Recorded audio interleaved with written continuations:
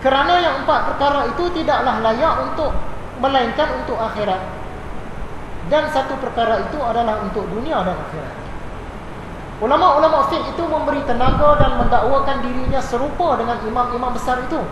Alangkah janggalnya membandingkan malaikat dengan tukang-tukang besi. Ulama-ulama fiqh pada zaman Imam Ghazali dan pada zaman kita pun ramai juga.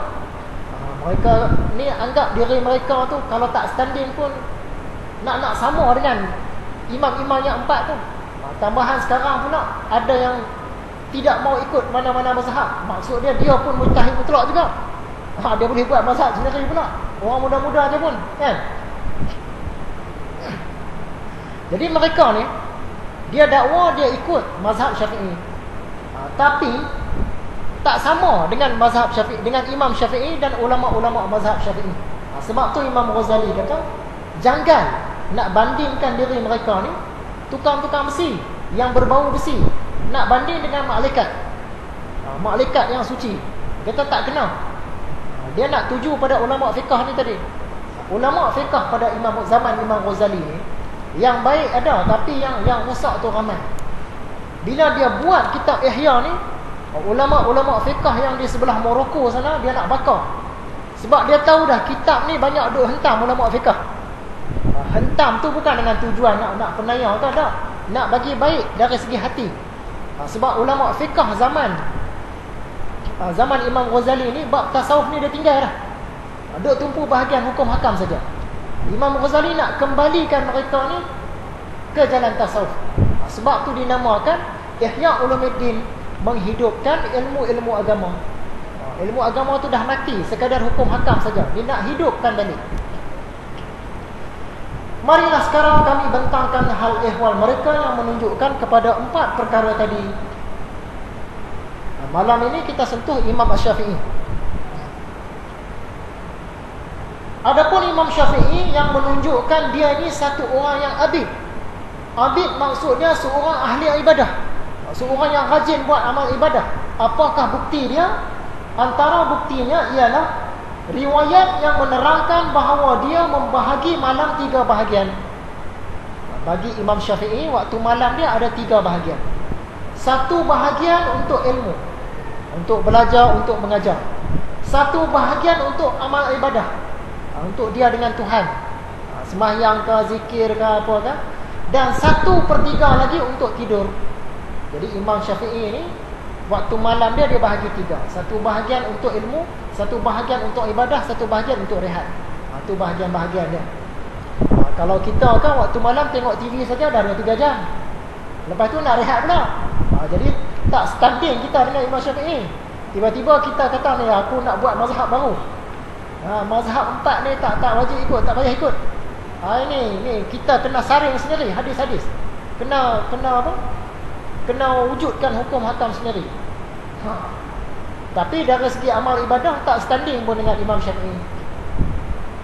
Berkata Ar-Rabi', adalah Imam Asy-Syafi'i mengkhatamkan Al-Quran dalam bulan Ramadan 60 kali.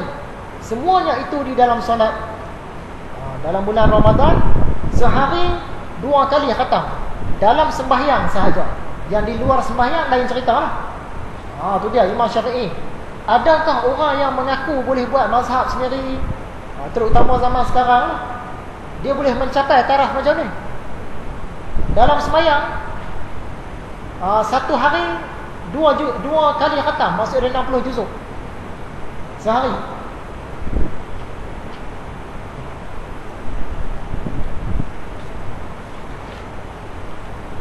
Bagi kita seolah-olah mustahil lah. Takkanlah kita nak semayang dalam bulan Ramadan dah lah penat letih kan. Dengan tak makannya apa, letihnya malam, makan banyak pula lagi letih. Lepas tu masa semayang tu nak baca sampai habis 2 juzuk, 2 kali khatam. Semayang tarawihnya, semayang witirnya, semayang tahajudnya, nak tamatkan sampai 2 kali memang tak mampu. Timbul persoalan, pernah seorang sahabat Nabi, dia kata dia nak khatamkan Al-Quran tiap-tiap hari, tapi Nabi Muhammad tahan. Cukuplah 3 hari sekali. Jadi adakah perbuatan Imam Syafi'i ini bertentangan dengan yang Nabi, dengan arahan Nabi? Sebenarnya tidak. Bukan semua yang Nabi suruh, bukan semua yang Nabi tegah tu tak boleh buat. Ada benda-benda yang boleh buat. Sebab tu Imam Syafi'i, walaupun Nabi Muhammad kata nak khatam Quran ni 3 hari sekali, tapi dia sehari 2 kali. Tu bukan maksud dia lawan Nabi Muhammad dah. Sama juga dengan Imam Malik kan, Imam Abu Hanifah yang tak pakai kasut tu. Dia duduk di Madinah, dia tak pakai kasut. Orang tanya, kenapa Tuan Imam tak pakai kasut? Sebab aku tak mau pijak bumi Madinah yang di dalamnya ada jasad Rasulullah. Adakah dia lawan Rasulullah? Sebab Rasulullah tak pernah kata jangan pakai kasut. Kan? Semua orang lain pakai kasut, tapi imam seorang ni dia tak pakai kasut. Dia bukan lawan. Dia tak lawan. Jadi hukum dia di situ, bukan semua benda yang Nabi cakap tu, bila kita buat lain daripada tu, maksud dia dah melawan dah. Tak semestinya. Imam Syafi'i pernah berkata, aku tidak pernah kenyang selama 16 tahun. Maksud dia makan.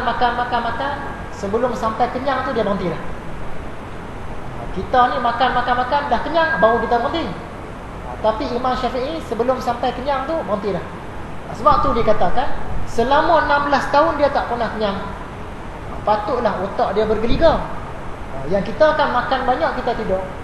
Bila makan banyak kita tidur, kita punya otak pun lembab. Sebab tu ada diriwayatkan Imam Syafi'i ni dalam tidur dia pun dia boleh selesaikan masalah fiqh.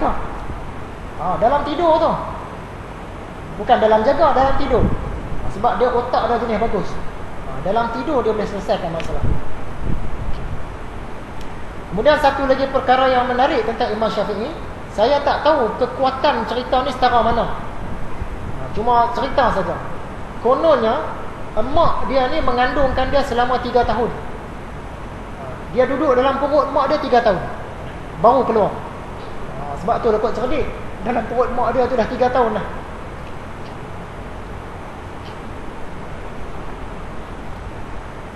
Ditanyakan kepada Imam Syafi'i, kita ringkaskanlah, masa pun mencemburui kita.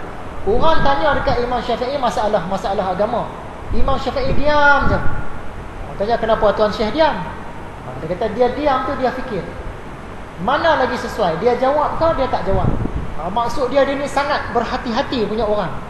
Padahal dia imam dah, kalau dia jawab terus pun boleh, tapi dia berhati-hati. Kemudian cerita tentang zuhudnya Imam Syafi'i, kita ringkaskan. Satu ketika Imam Syafi'i ni dia pergi ke Yaman dengan beberapa orang pembesar negeri. Dari Yaman dia bergerak pula ke Mekah. Dia bawa bersama-sama dia duit banyak, iaitu sebanyak 10,000 dirham. Sebelum masuk ke kota Mekah, dia dah pasang kemah siap-siap dah.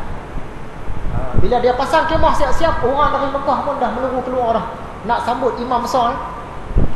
Orang yang datang tu, mana-mana yang miskin tu dia bagi yang 10,000 dirham tadi, yang dia dapat dari Yaman tadi, dia bagi sampai habis. Baru dia masuk ke kota Mekah. Maksudnya duit dengan jumlah yang besar tak ada berkesan pada diri dia. Dia tak pandang duit tu. Kalau ikutkan kita, kalau orang bagi 10,000 ringgit, kita nak saja-saja nak sedekah ke orang memang berat lah. Tapi Imam Syafi'i dia bagi semua. Cuma satu pesanan kita,